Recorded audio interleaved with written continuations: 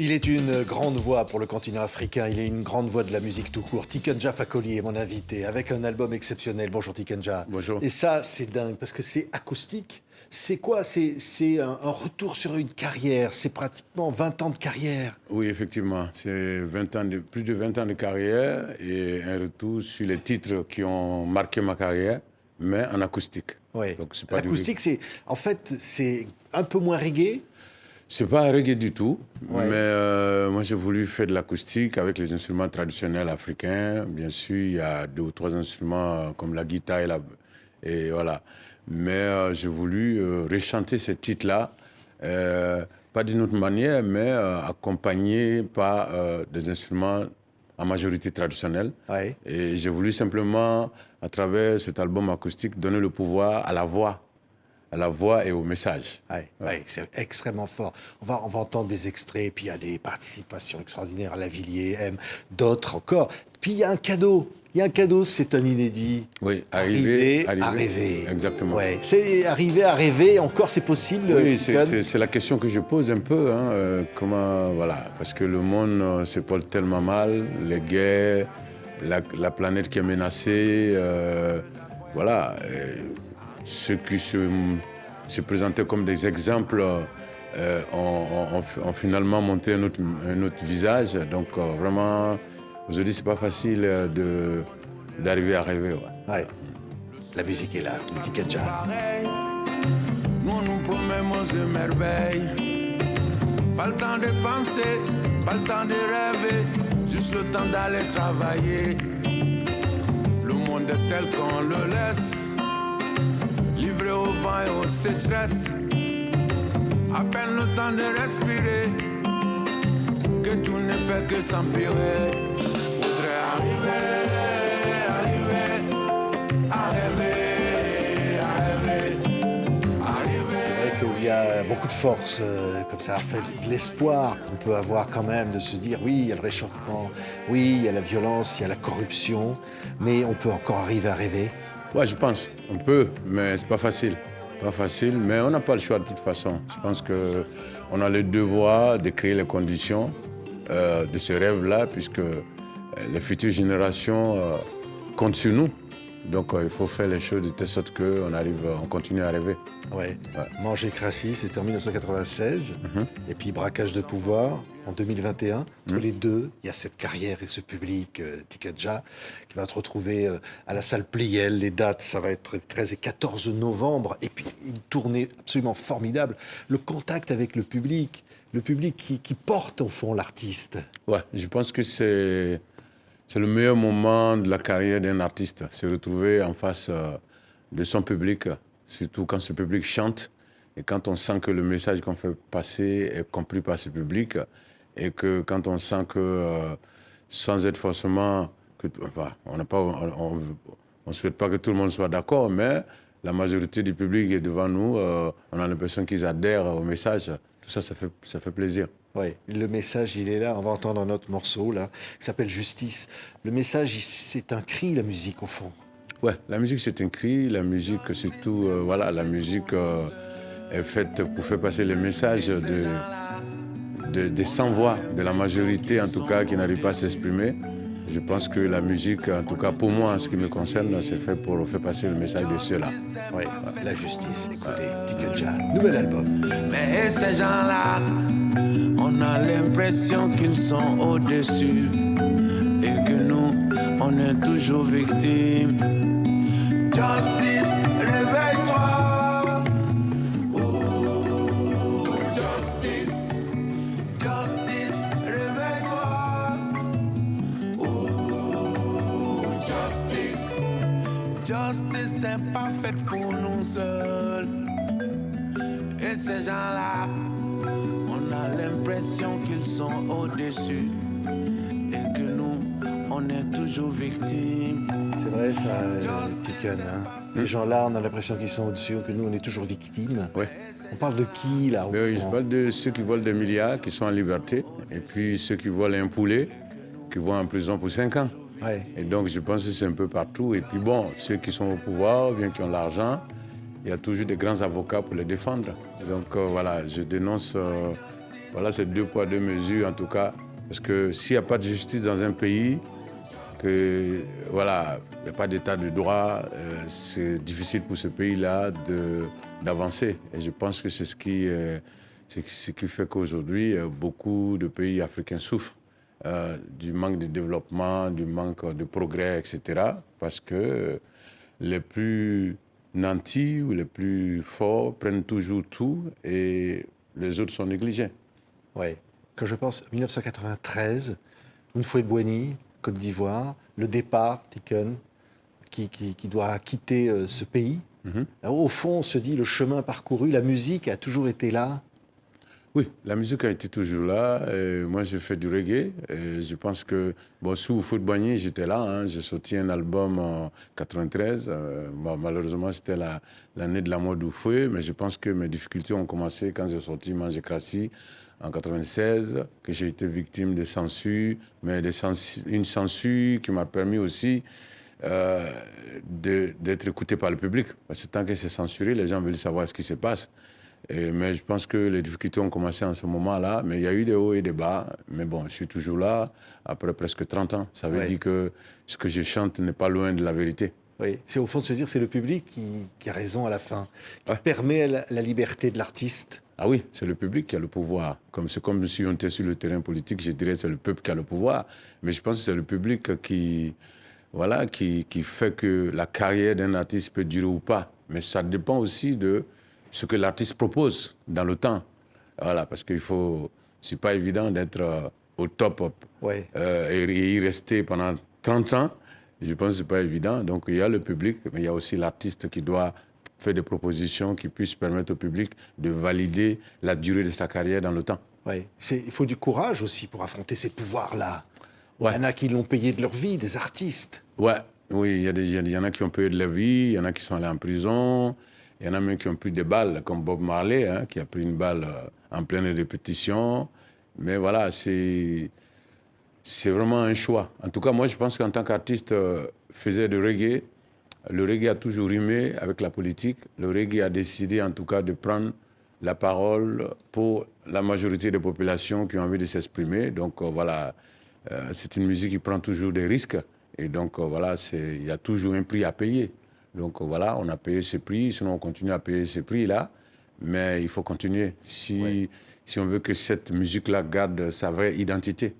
Oui, il y a une chanson, c'est Tonton d'Amérique, avec Bernard Lavilliers. Alors, on va l'entendre, il arrive un peu après le début de la chanson. Hein. C'est vraiment important ce dialogue. Là, c'est Lavilliers, on va entendre tout à l'heure Mathieu Chédid. C'est dire, au fond, il y a quelque chose qui dépasse les frontières. Ah oui, moi, j'ai toujours considéré les featuring comme une ouverture, hein, de telle sorte que des gens qui ne m'écoutent pas, ou qui ne m'écoutent plus, ou qui ne me connaissent pas, puissent venir écouter ma musique. C'est bien de mettre quelqu'un pour venir renforcer le message. Et donc, voilà, moi, j'ai toujours considéré le featuring comme,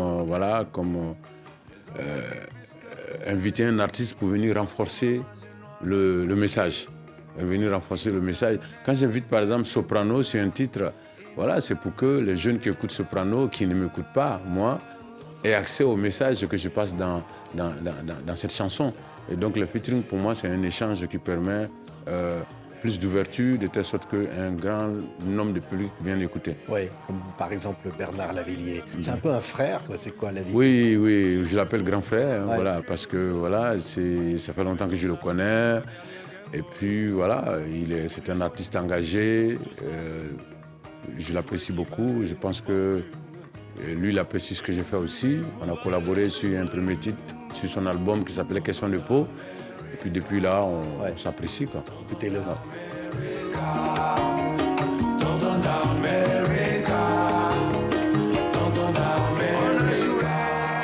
Quand les pulsés sont usés, le cowboy a repris sa Game Boy. Il a dit aux moutons, fini de danser. C'est moi le shérif, vous serez les bad boys. On a beau dire, mais quand on est né, même au diable, on souhaite la bienvenue. Il a fait tous les endroits habités. Et c'est ainsi qu'aux quatre coins de la planète, on est tous assis à faire la même dictée. Tous à manger la même bouillie dans l'assiette. c'est formidable, hein, les deux voix comme ça, c'est un truc de... Il y a plein d'artistes, je sais pas, il y a Djely Tapa, Alou Maillé. Oui, Djely Tapa, elle est malienne, elle vit à Montréal et elle nous a honorés en fait. Voilà, sur ce titre-là qui s'appelle Alou Maillé, avec sa super voix. Et puis il y a Chico César qui est du Brésil. Chico César qui vient du Brésil. Voilà, il y a Ora Sandy de la Jamaïque. Ouais. Voilà, et puis il y a un artiste anglais qui s'appelle Tip, donc qui est venu sur le titre Les Martyrs. Donc on a des invités comme ça pour permettre au message des chansons d'aller encore plus loin. Ouais. Et le message, entendre un titre qui est formidable, c'est Ouvrez les frontières. On va entendre une voix de quelqu'un qui est une star, qui va arriver, avec qui compte beaucoup aussi pour toi, Tiken. Le message aujourd'hui, qu'est-ce qu'on dit quand on est Tikenja au public à travers la musique? On dit qu'on ne doit pas se laisser abattre par les frontières, les barrières, qu'il faut quelque part sentir cette liberté encore. Bien sûr, il faut qu'il y ait la liberté de circuler, puisque les autres vont chez nous. Tout le monde le monde entier débarque en Afrique où ils veulent, quand ils veulent, faire ce qu'ils veulent, prendre ce qu'ils veulent et rester s'ils veulent. Et donc, nous, on ne comprend pas pourquoi on nous refuse, en tout cas, ça. On refuse que les Africains bougent alors que tout le monde vient chez nous. Et donc, le message, c'est ça. Mais en même temps, en tant que panafricaniste, je souhaite que les jeunes restent sur place pour que nous menions le combat pour le changement. Parce que tout ce dont on se plaint, que ce soit la corruption, la mauvaise gouvernance, etc. Alors, si on fuit pour aller aux États-Unis ou en France, les choses vont rester telles qu'elles sont. Donc il faut rester sur place aussi pour mener le combat pour qu'il y ait un changement. J'ai souvent l'habitude de donner l'exemple quand je suis en concert. J'ai dit au temps de la colonisation, nos parents n'avaient pas besoin de visa pour aller en France ou aux États-Unis. Ils auraient pu tous plier bagages, embarquer dans les avions et partir. Alors qui allait combattre la colonisation? C'est la question que toute la jeunesse d'aujourd'hui doit se poser. Si tout le monde part, alors qui va mener le combat pour que les choses changent? Donc voilà, c'est un peu mon message à travers Ouvrir les frontières. C'est un peu, à fond, un message révolutionnaire, quelque part. Oui, je pense que le reggae a toujours eu un message révolutionnaire. Hein. Voilà, le reggae est dans le combat pour l'éveil de conscience. Donc on a l'habitude de nous attaquer à des combats dont tout le monde dit non, on ne peut pas chanter ça. Alors nous, on chante parce que c'est le reggae, c'est ça. Écoutez la voix de Mathieu Chédid.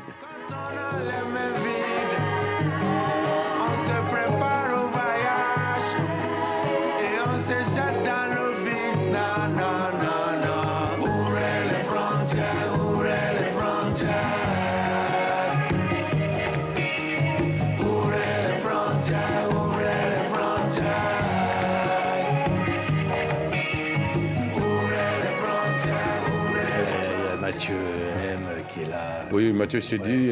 La Momalie, c'était vraiment quelque chose de formidable. Hein. Oui, c'était un projet formidable. D'ailleurs, il m'a fait l'honneur de m'inviter cette année. Donc, il y a un autre, la Momalie, qui se prépare et je fais partie des artistes qu'il a invités. Et je suis très honoré. Ouais, voilà. Je vais parler tout à l'heure de Rassandi et Chico César. Ouais. Quel merveilleux un Africain à Paris. Ouais. Alors, ça, voilà des titres qui ont marqué quand même la carrière à un moment. Hein. Exactement. Ce sont des titres qui ont marqué ma carrière, qu'on a voulu reproposer à travers un album acoustique. Donc, évidemment, chanter dans un autre style. Comme je le dis, je pense que les gens auront plus accès au message. En tout cas, en version acoustique comme ça, à mon avis. Ouais. C'est-à-dire qu'au fond, la musique ne doit pas cacher le message, parce qu'au fond, c'est ça derrière qui compte. Exactement. C'est vrai que le reggae est basé sur le message et qu'on tient à ce que le message soit la première chose qui marque les gens. Mais en acoustique, en tout cas, ce que je sens, c'est que la voix a du pouvoir. Voilà. C'est comme on a donné le pouvoir à la voix et au message.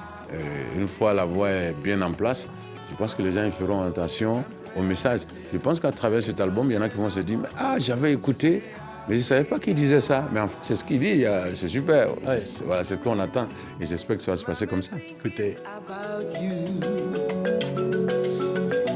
From a three-star hotel in Chatham, you see you should not tremble.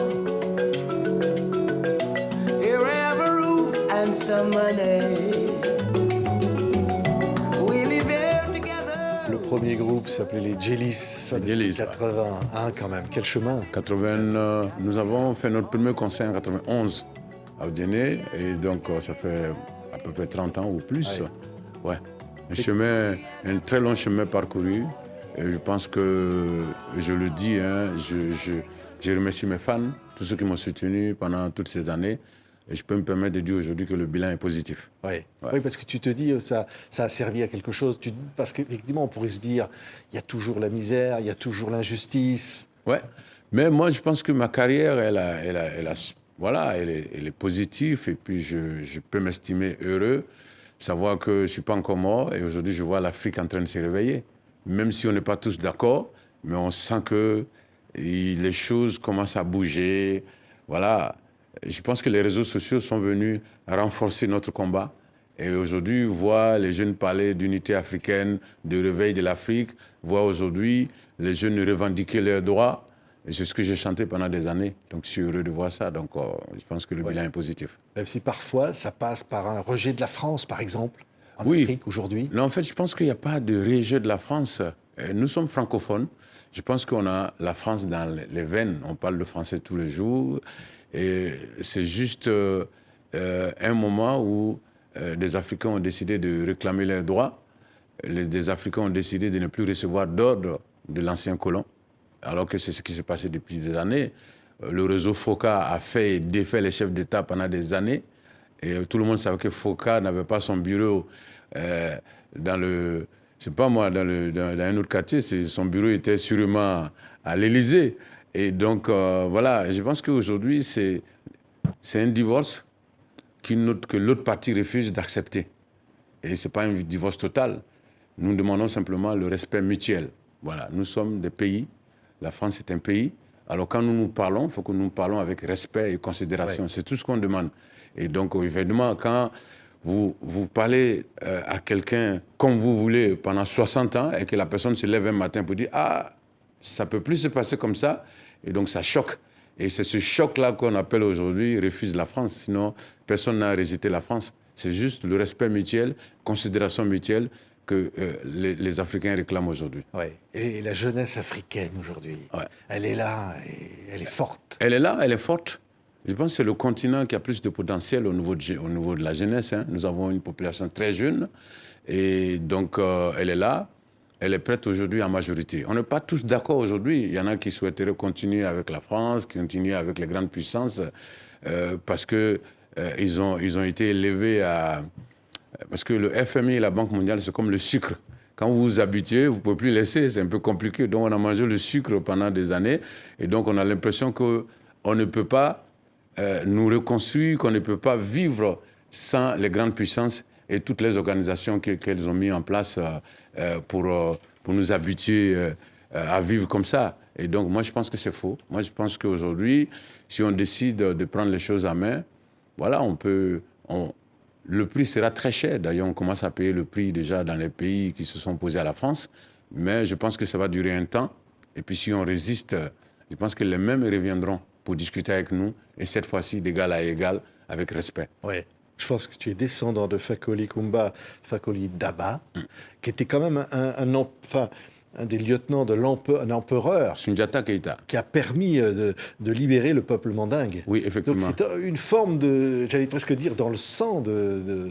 Ah oui, c'est le combat qui continue, effectivement. Il y a eu 5 guerres pour la libération du peuple mandingue. Voilà. Donc il y a eu la première guerre à Tabou, qui est au Mali, à Niani, qui est en Guinée, à Néreboria. Voilà, il y a eu 5 guerres et c'est à la veille de la 5e guerre que mon ancêtre Fakoli Kumba a rencontré Sundiata Keïta. Alors qu'il était dans le camp opposé, il a vécu une injustice voilà, qui est un peu longue à expliquer. Et donc, il s'est énervé parce qu'il y avait injustice. Il a rejoint le camp adverse et ils ont discuté. Et le lendemain, ils ont gagné la guerre. Donc, personne ne peut parler de la libération du peuple mandingue sans parler de Fakoli Kumba, Fakoli Daba, dont je suis l'un des descendants. Oui. Et tu te dis aujourd'hui, les dictateurs, parfois, qui veulent maintenir leur pouvoir, qui changent la Constitution, qui veulent rester presque à leur dernier jour au pouvoir, ont du souci à se faire? Ils ont du souci à faire, tous ces gens qui veulent se maintenir au pouvoir. Je pense qu'ils se trompent d'époque. C'est ça le problème. Quand vous vous trompez d'époque, vous pouvez faire des choses qui ont été faites il y a 15, 20 ans en arrière. Voilà. Les temps ont changé. Vous savez, que ce soit au Mali, ou au Burkina, ou au Niger aujourd'hui, 15 ans en arrière, il y aurait déjà un autre coup d'État pour les remplacer par quelqu'un d'autre. Donc les temps ont changé, la jeunesse est réveillée, la population est informée grâce aux réseaux sociaux. Donc venir aujourd'hui tripatuer les constitutions, je pense que ceux qui font ça se trompent carrément de période. Voilà. Merci. Voilà. Le message, il est... Ouais. Il faut. Il y a toujours, hein, ça, les années passent, mais il y a toujours ça en toi, Tiken. Il faut. Nous sommes dans un processus de réveil, enfin de démocratisation, etc. Je pense qu'il faut des messages forts pour qu'on puisse se réveiller et puis réclamer nos droits, parce que personne ne viendra changer l'Afrique à notre place. Ouais. Et là, je te vois optimiste, au fond. Moi, je suis optimiste. Je trouve, hein. Mais l'Afrique a tout. L'Afrique a tout. Une population jeune, le soleil qui brille tous les jours. Voilà. Vous savez, moi, je viens de laisser mon manteau tout à l'heure. Et demain, je suis obligé de porter le même manteau. Ensuite, après-demain, mais si c'est en Afrique, je m'habille comme je veux tous les jours. Voilà. Et ça, c'est tous les jours de l'année. Et donc, je pense que c'est un continent de l'avenir. Et quand je regarde l'histoire de la France ou des États-Unis, que je regarde leur parcours, où il y a eu des perturbations, quelquefois des moments d'incertitude, mais qui sont arrivés quand même. Je me dis, mais moi je suis né, je respire comme tous ces gens-là. Pourquoi ne pas espérer? Pourquoi l'Afrique ne doit pas espérer que tout sera bon un jour, à condition qu'on continue le combat?